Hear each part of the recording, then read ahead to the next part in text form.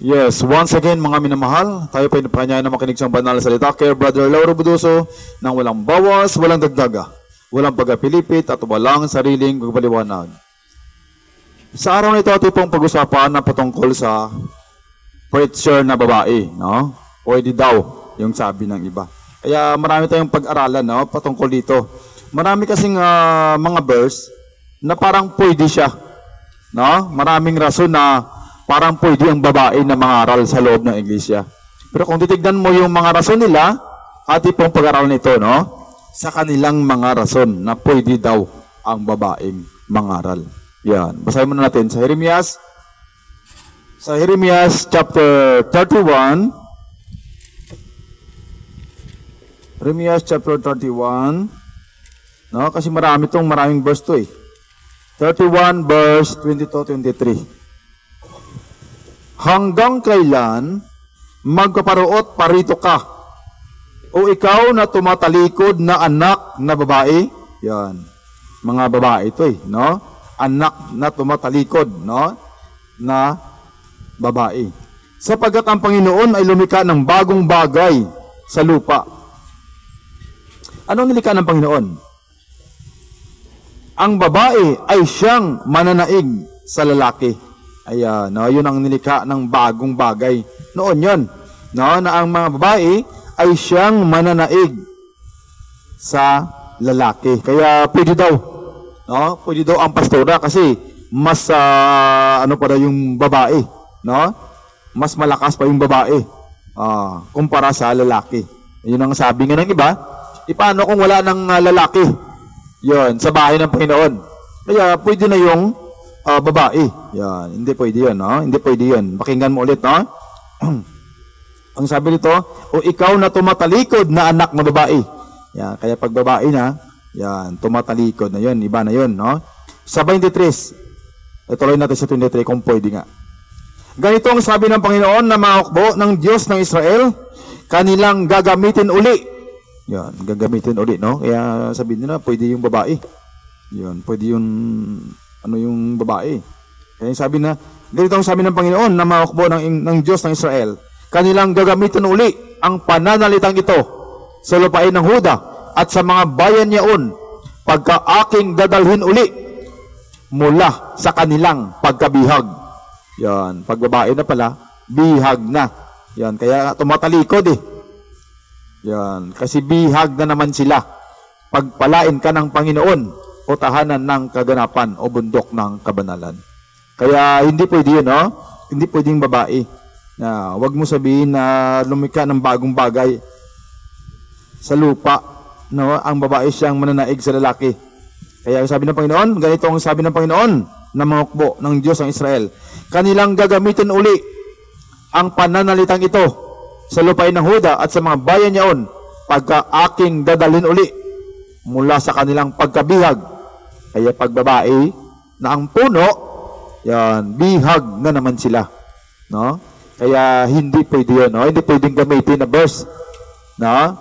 Na ang mga babae ang mag-leader. Yan. Sa Joel, ito, Joel chapter 2, sa Gawa chapter 2, verse 17. At mangyayari sa mga huling araw, sabi ng Diyos, na ibubuhos ko ang aking espiritu sa lahat ng laman, at ang inyong mga anak na lalaki at babae ay manganghuhula, at ang inyong mga binata ay makakita ng mga pangitain. Ang inyong mga matanda ay magpanaginip ng mga panaginip. Yan, ha? Kaya ibubuhos ng Diyos sa huling araw. Sabi ng Diyos na ibubuhos ko ang aking espiritu sa lahat ng laman. Ayan, no? At ang inyong mga anak na lalaki at babae ay manganghuhula, at ang inyong mga binata ay makakita ng mga pangitain. Kaya ibubuhos ng Diyos sa lahat ng laman, babae o lalaki. Kaya hindi pa yun, no? Hindi pa yun. Yan, hindi pa yun din-specify na ang babae ay pwede nang magturo. Yan. Sa Luke chapter 24, sa Lucas 24, Kaya itong mga basihan nila na pwede daw ang babae magturo. No? Sa 24 verse 10 to 12. Sila nga'y si Maria Magdalena, si Juana at si Mariang ina ni Santiago, at iba pang mga babaeng kasama nila ang nangagbalita ng mga bagay na ito sa mga apostol. Yan, ito kasi nangyari sa 24 verse 1. Datapot ng unang araw ng isang linggo, pagka umagang-umaga, nagsiparoon sila sa libingan na may dalang mga pabango na kanilang inihanda. At nasumpungan nilang naigulong na ang bato mula sa libingan. Sila nagsipasok at nila nangasumpungan ang bangkay ng Panginoong Hesus. At nangyari, na samantalang sila'y nangatilihan, dahil dito, narito, tumayo sa tabi nila ang dalawang lalaki na nakasisilaw ang mga damit.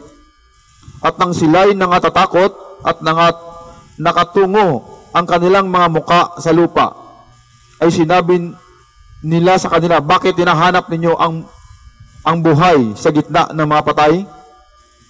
Wala siya rito. Datapat nagbangon. Alalahanin niyo ang salita niya sa inyo nang siya'y nasa Galilea pa. Na sinasabi, kinakailangan na ang anak ng tao ay ibigay sa mga kamay ng mga taong makasalanan at ipako sa krus at magbangong muli sa ikatlong araw. At naalala nila ang kanyang mga salita. At nagsibalik mula sa libingan at ibinalita ang lahat ng mga bagay na ito sa 11 at sa lahat ng mga iba pa. Sila nga'y si Maria Magdalena, si Juana at si Mariang ina ni Santiago, mga babae, at iba pang mga babaeng kasama nila ang nangagbalita ng mga bagay na ito sa mga apostol. Kaya pwede. Yan ang sabi nila. Kasi mga babae yan Yan. Pwede daw kasi mga babae ang nangagbalita yan sa mga apostol. Tingnan natin kung pwede. Patuloy natin. Ulitin natin, at nagsibalik mula sa libingan at ibinalita ang lahat ng mga bagay na ito sa 11 at sa lahat ng mga iba pa.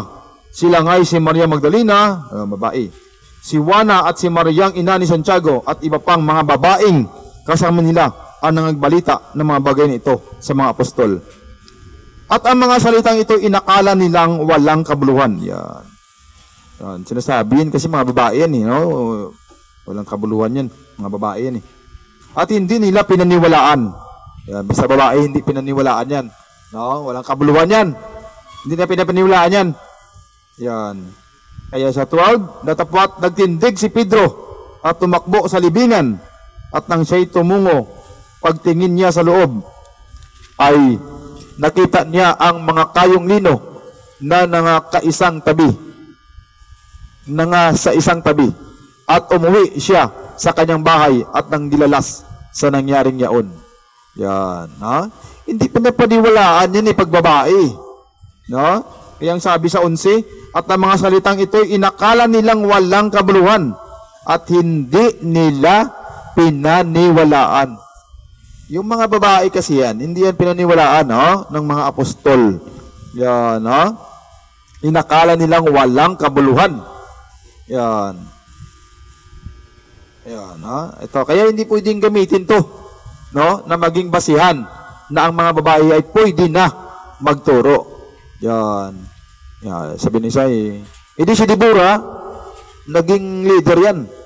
Yan. Propetisa yan, judge yan, naging hukom yan. Kaya, tingnan natin. Sa hukom, chapter 4, verse 1. At ginawa uli ng mga anak na Israel ang masama. Yan. Sa paningin ng Panginoon nang mamatay si Aod. Yan. Masama na naman yung kaya binigyan naman sila ng babae. Para ipasakop sila. Yan. Sa 4. Si Deborah nga na propetesa, asawa ni Lapidot, ay naghukom sa Israel ng panahong yaon. Yan. Babae yun. Kaya, kasi masama na naman, kasi gumawa naman sila ng masama sa paningin ng Panginoon. Kaya binigyan sila ng leader na babae. Ayan. Sa 6:1 pagid. No? Sa 6.1. Hukom 6.1.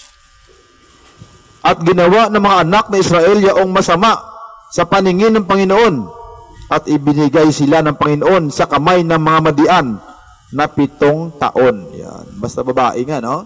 Mamaya ng konti, mabasa natin na ang babae ay hindi pwedeng magpuno. Bakit? Yan, magliligaw ng landas ng, mamaya ng konti.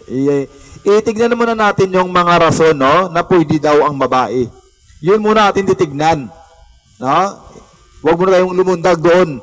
No, dito muna tayo sa mga basihan na pwede daw ang babae na magturo sa loob ng iglesia, pwede daw mag-leader. Kaya itong mga basihan nila.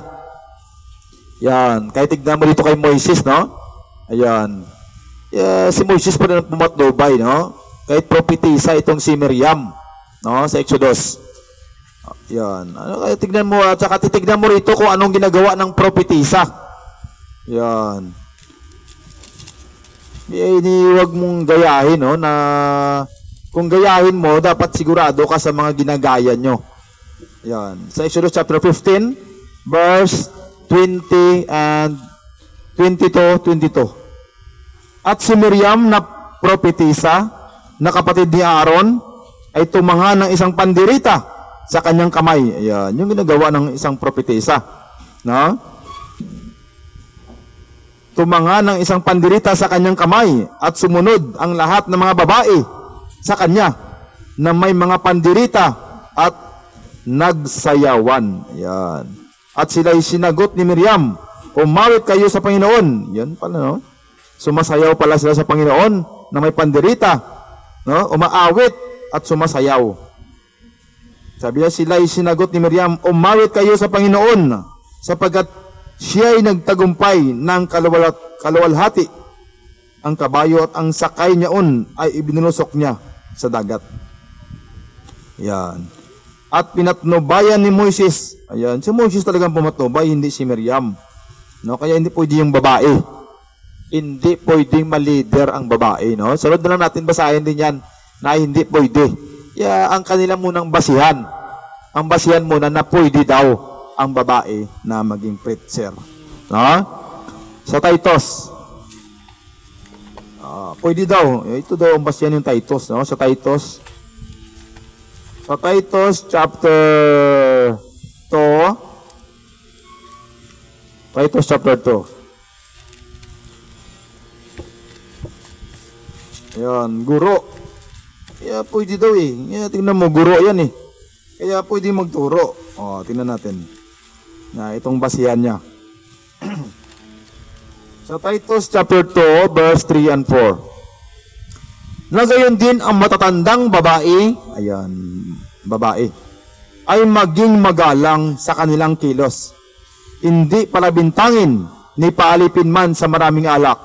Mga guro, yan, tignan mo, sabi niya, mga guro ng kabutihan. Yan, maging guro pala siya ng kabutihan. Pwede pala siyang mag-teacher Yan, sabi niya. Diretso sa 4. Upang kanilang maturuan, yan, pwede magturo yung babae. Tuloy. Ang mga babaeng may kabataan, yan, pwede pala siya magturo, pero sa mga batang babae, na na magsiibig sa kanyang asawa, magsiibig sa kanilang mga anak, mangag pakainahon. Yun lang ang kanilang pwedeng turuan. Hindi pala pwede silang magturo sa loob ng iglesia. Yan. Sunod nating pag-aralan yan na hindi talaga pwede. Ito muna, para pwede daw ang kanilang rason na pwede daw. Kaya sila naging pastora din. No? Kasi marami silang basihan, pero hindi pwede ito. No? Sa Roma 16:1 to. Sa Roma chapter 16, pwede daw Ito pa mga basihan. Ipinagtatagubilin ko sa inyo si Phoebe na ating kapatid na babae na lingkod sa iglesia na nasa Cenchrea. Yan, diakonisa to No, hindi naman to naging leader sa loob ng iglesia. Yan. Upang tanggapin ninyo siya sa Panginoon ayon sa nararapat sa mga banal. at tulungan ninyo siya sa anumang bagay na magiging kailangan niya sa inyo, sapagkat siya na may naging katulong yan ng marami at ang aking sarili naman. Katulong yan no? Diakonisa. Yan, si Phoebe. Hindi pwede yan na sabihin mo pwedeng magturo. Kaya wala kang makita dyan. No? Kaya hindi pwede yung mga basihan Ano pa? Sa awit. Yan. Mayroon dyan. Mayroon daw dyan. Mayroon. Mamaya ng konti. Tuloy-tuloy lang natin. No? Sa awit 68:11.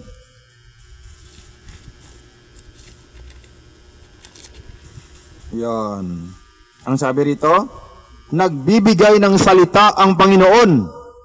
Ang mga babaeng nangagahayag ng mga balita ay malaking hukbo. Yan, pwede pala yun no? Sabi daw, no? Kaya ang sabi rito, nagbibigay ng salita ang Panginoon. Ang mga babaeng nangagahayag ng mga balita ay malaking hukbo. Kaya, hindi yun, no? Sa English. Basahin natin sa English. King James, kasi King James, Tagalog to no? Basahin natin sa King James English. Oo, sa awit 68:11.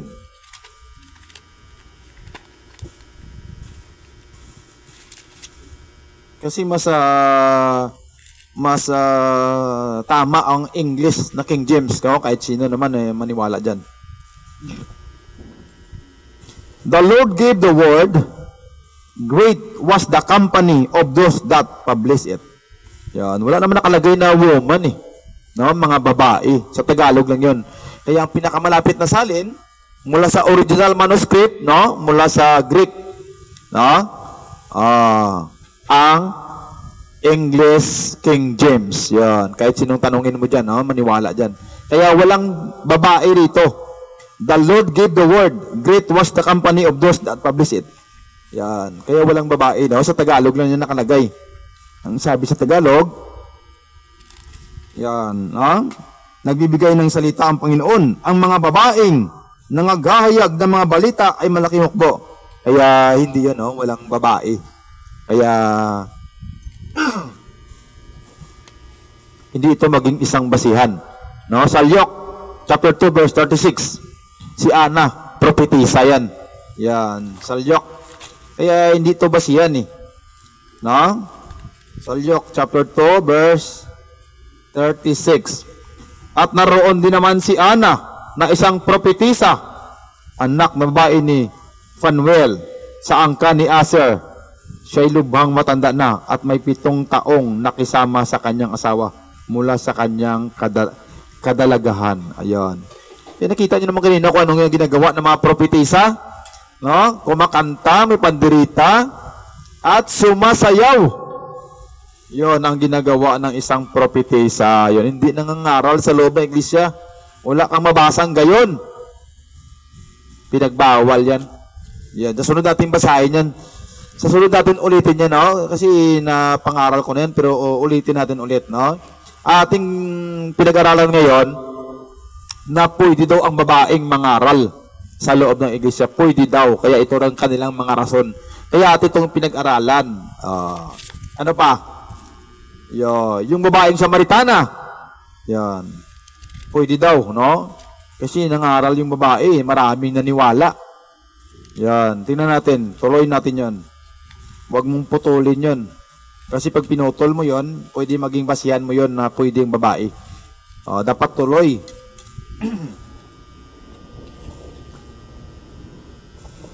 John chapter 4, verse 1. Nang malaman nga ng Panginoon na nabalitaan ng mga Fariseo na si Jesus ay gumagawa at bumabautismo ng lalong maraming alagad kaysa kay Juan.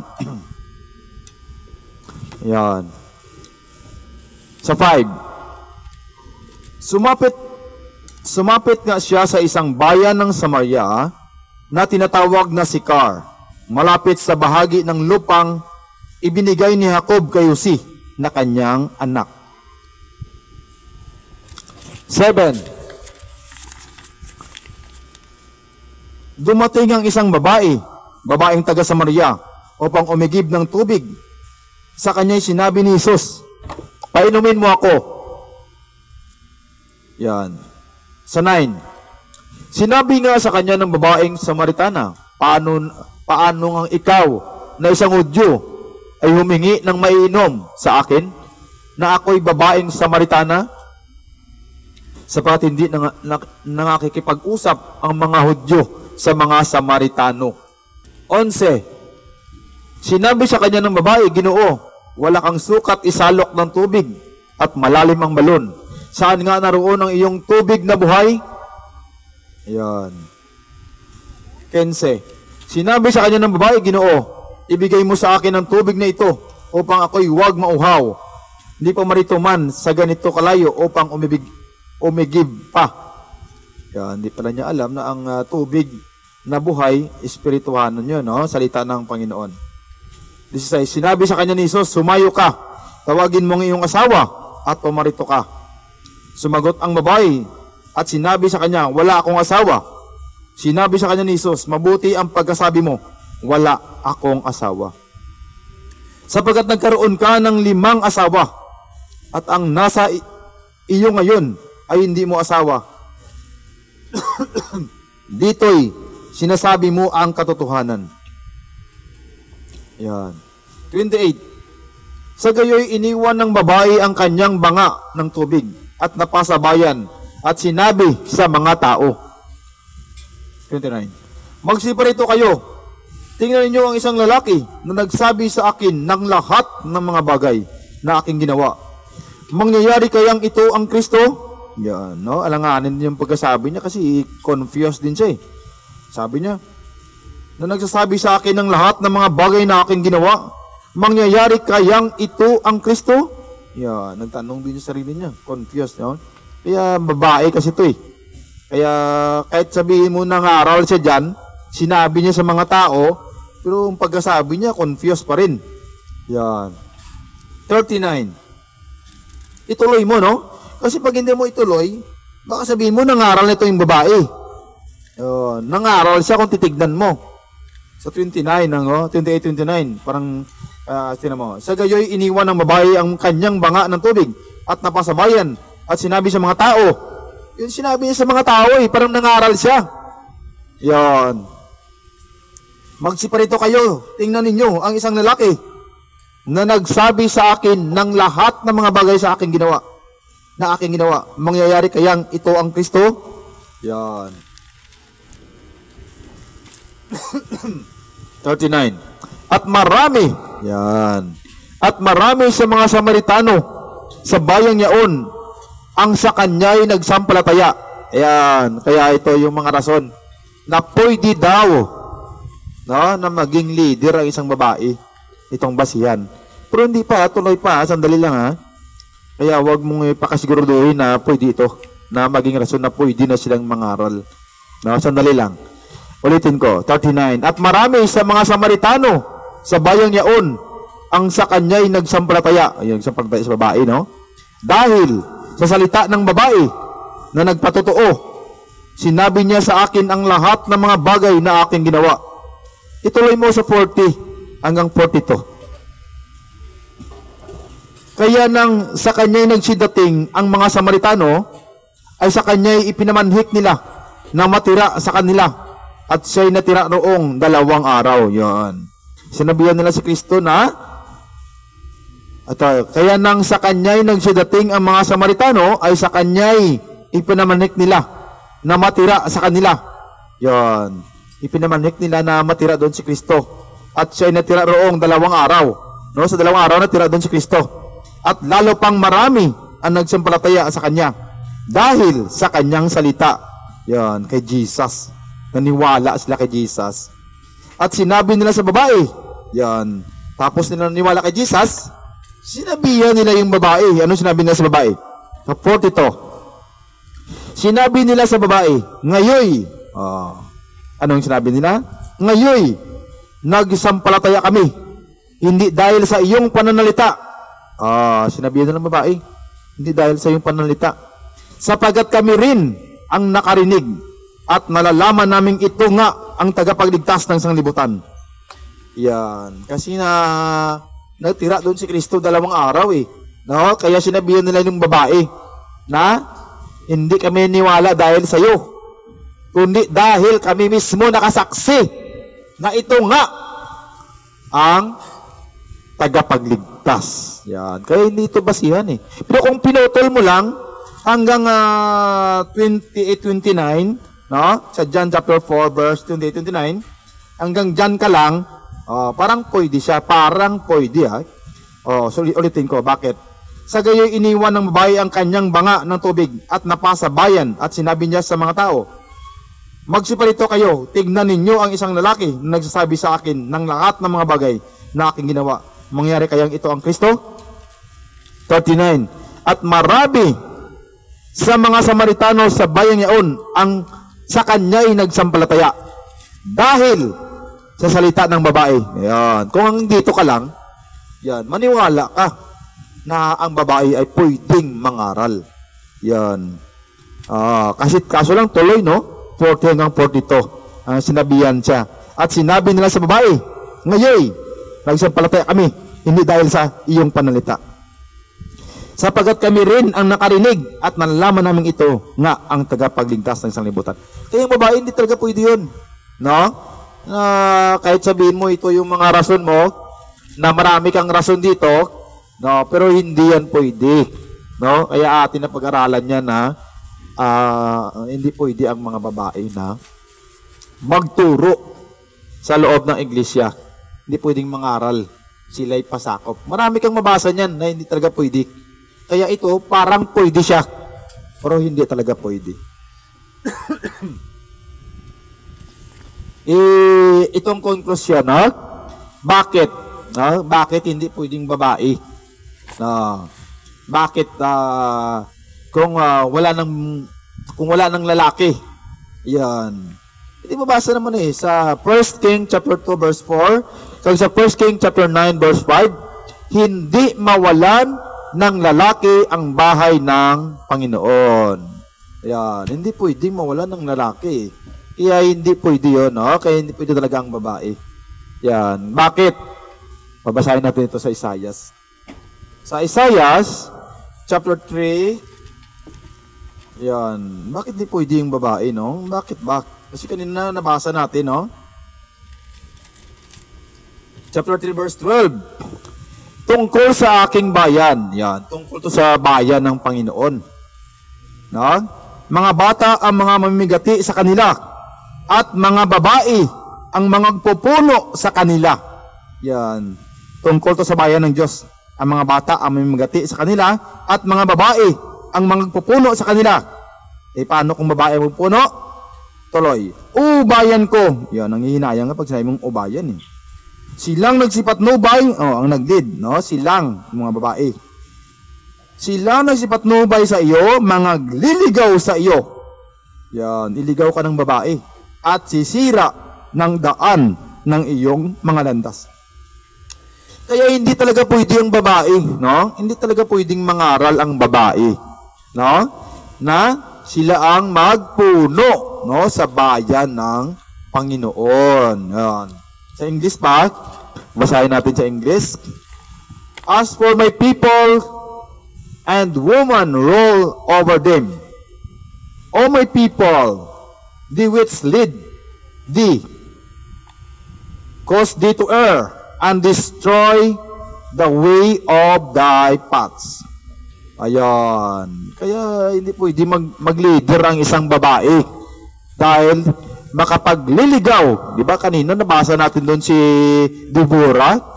Kasi malayo na naman sila. Gumawa naman sila ng masama. Kaya binigyan sila ng babae na maging leader nila. Kaya pag babae, ang sabi rito, o bayan ko, silang nagsipatnubay sa iyo, mga liligaw sa iyo, at sisira ng daan ng iyong mga landas. No? Hindi talaga pwedeng babae, no? Kaya, pag itignan mo yung mga rason nila, no? Yung binasa natin ng mga rason na pwede daw, kaya hindi talaga pwede, no? Kaya, pag-aralan talaga natin sa sunod, no? Na ang mga babae ay hindi pwedeng mangaral o magpuno sa loob ng iglesia. Hindi pinahintulot yun. Hindi ulit-ulit na pinagsasabi na hindi talaga pwede. Yan. Kaya kung pilitin mo yon, yan, sa sunod, pag-aralan natin yan, no? Kaya salamat sa Panginoon, no? Na atin naman ang pag-aralan ng patungkol sa babae na preacher na pwede daw. Kaya yun ang kanilang mga basihan. Kaya kung may basihan ka pa dyan, pwede mong i-comment yan na kung pwede. Yan, sa sariling akala mo na baka sabihin mo, pwede. Ito yung rason ko. Yan. Kung mayroon ka pa dyan. Yan. Salamat sa Panginoon na tayo po ay nakatapos na naman sa pakinig ng salita ng Panginoon. By the charge of Jesus Christ, the Lord and Savior, nagsabi, God bless everyone, God bless Palapensa. Always smile and always remember, Jesus loves us.